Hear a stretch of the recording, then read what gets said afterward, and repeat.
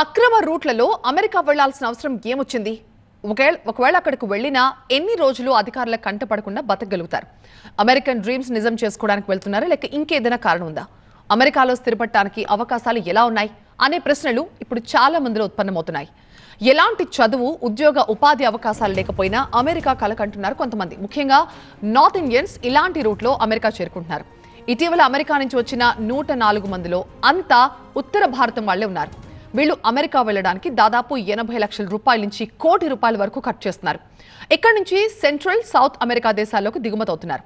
అక్కడి నుంచి donkey route ఎంచుకుంటున్నారు. ఈక్వెడార్, కొలంబియా దేశాలకు వెళ్లి అక్కడి నుంచి మెల్లగా పనామా చేరుకుంటున్నారు. కొలంబియా, పనామాల్ని కలిపే డేరియన్ గ్యాప్ గుండా ప్రాణాలకు తెగించి అమెరికాకు వెళ్తున్నారు. ఇక్కడ ఎలాంటి సౌకర్యాలు ఉండవు. అసలే అడవులు.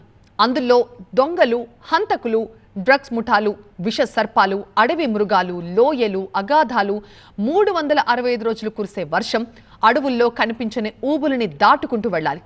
మహిళలు, చిన్నారులకైతే ఇది ప్రత్యక్ష నరకం. ఇవన్నీ దాటుకుంటూ లాటిన్ అమెరికా కూడా దాటేసి మెక్సికో, అమెరికా బోర్డర్కి చేరుకుంటారు. అక్కడ మరొక ఛాలెంజ్. బోర్డర్ పెట్రోలింగ్ సెక్యూరిటీ కంట పడకుండా అమెరికాలోకి వెళ్ళాలి. బోర్డర్ని దాటుకుని అమెరికాలోకి ప్రవేశించాక అక్కడ బ్రోకర్లు మనోళ్ళని హ్యాండ్ ఓవర్ చేసుకుంటారు.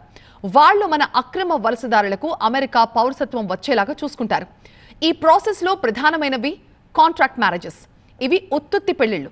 అమెరికాలోకి ప్రవేశించగానే పనామా అడ్రస్కు వెళ్లి కలిస్తే వాళ్ళకి అమ్మాయినో అబ్బాయినో సెట్ చేస్తారు. అలా వారితో పెళ్లైన కొన్ని రోజులకి పౌరసత్వం లభిస్తుంది. పౌరసత్వం వచ్చాక కాంట్రాక్ట్ తీరిపోయి విడాకులు వచ్చేస్తాయి. ఎవరికి వారు విడిపోవచ్చు. అయితే ఇలా కాంట్రాక్ట్ పెళ్లిళ్ళు చేసుకునేవారు 99% నల్ల జాతీయులే ఉంటారు. అంటే ఇక్కడ నుంచి అమ్మాయో అబ్బాయో అక్కడికి వెళ్తే నల్ల జాతి వాళ్ళని పెళ్లి చేసుకుని కాపురం చేయాల్సిందే. కలిసి ఉండకపోతే కాంట్రాక్ట్ చెల్లదు కాబట్టి ఆ నల్ల జాతీయులు పెట్టే ఇబ్బందులు, హింసలు అన్నీ భరించాల్సిందే. అమెరికాకు ఇలా దొంగదారిన వెళ్లే వాళ్ళకయ్యే ఖర్చుల్లో సగం ఈ పెళ్లి కాంట్రాక్ట్కే వెళ్ళిపోతుంది. పెళ్లయ్యాక పౌరసత్వం వచ్చినా విడాకులు ఇవ్వబోనని ఆ నల్ల జాతీయుడు చెప్తే అక్కడ మరో పంచాయతీ తప్పదు. ఇక నల్ల జాతి వారు ఏ క్రిమినల్ అయితే కష్టాలు అంతకి పదింతలవుతాయి.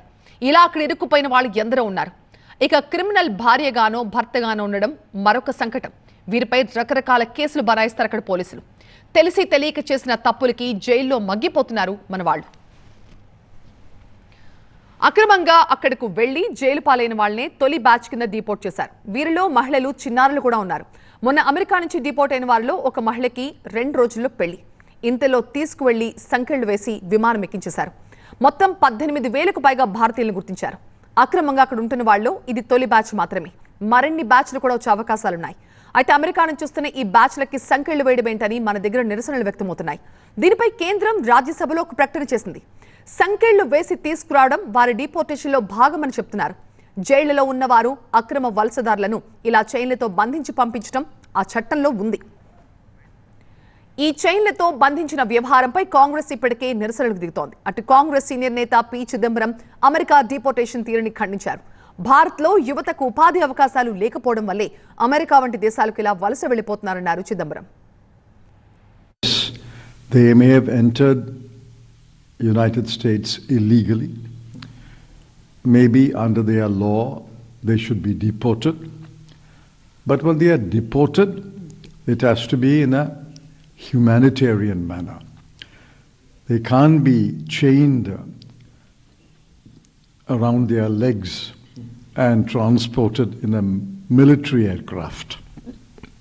I think that was unfortunate and unacceptable. Why do they leave India? Because apparently they think that their conditions in India are worse. So what is the government doing to ensure that especially Indian youth, do not leave India to enter another country illegally?